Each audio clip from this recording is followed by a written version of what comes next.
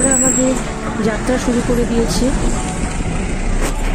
রাতে পাদমচেনে কাটিয়ে আমরা বেরিয়ে পড়েছি জুলুকের উদ্দেশ্যে। জুলুকটা এনজিপি থেকে 135 কিলোমিটার হলেও আমরা যেহেতু মাঝে পাদমচেনে নাইট স্টে করেছিলাম, তাই আমরা অনেকটাই এগিয়ে এসেছি। এখন আমরা জুলুকের যে জায়গায় গিয়ে নাইট স্টে করব, সেটা এই পাদমচেন থেকে 4 কিলোমিটার মতন হবে। এই পথটা যাওয়ার পথে আমাদের ড্রাইভার বললো যে আমরা একটা ইকো ন্যাশনাল পার্ক, সেখানে খানিকক্ষণ সময় কাটানোর পর আমরা চলে যাব আমাদের হোমস্টেতে। চলে এসেছি আমরা আমাদের ইকো ন্যাশনাল পার্কে। ভীষণ সুন্দর একটা পাইন বনের অরণ্য, চারিদিকটা ভীষণ সুন্দর। আমাদের গ্রুপে যারা ছিল তারা প্রত্যেকেই যে যেদিকে পেরেছে ছড়িয়ে পড়েছে, মানে এত সুন্দর জায়গা, সবাই ছবি তুলতে ব্যস্ত। চারিদিকটা একটা আলো ছায়া পরিবেশ, বেশ ঠান্ডা, জানেন নিচটা।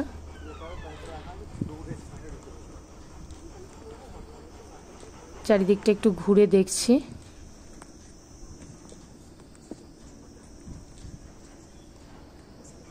ছেলেরাও যে যার যেদিকে পেরেছে ছবি তুলতে ব্যস্ত হয়ে পড়েছে। আমরাও কিছু ছবি তুলব।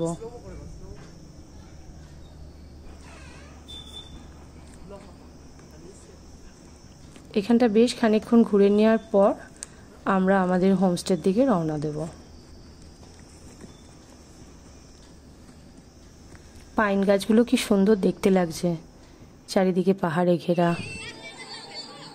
চলে এসেছি আমরা আমাদের হোমস্টেতে। তবে এরা প্রত্যেকেই আজকে একটু ব্যস্ত আছে, কারণ আজকে ভাইফোঁটার অনুষ্ঠান, তো আমাদের লাঞ্চ করতেও একটু সময় লাগবে। ওরা বলেই গেল যে ওরা অনুষ্ঠান সেরে তারপর আমাদের লাঞ্চ করাবে। চারিদিকটা ভীষণ সুন্দর।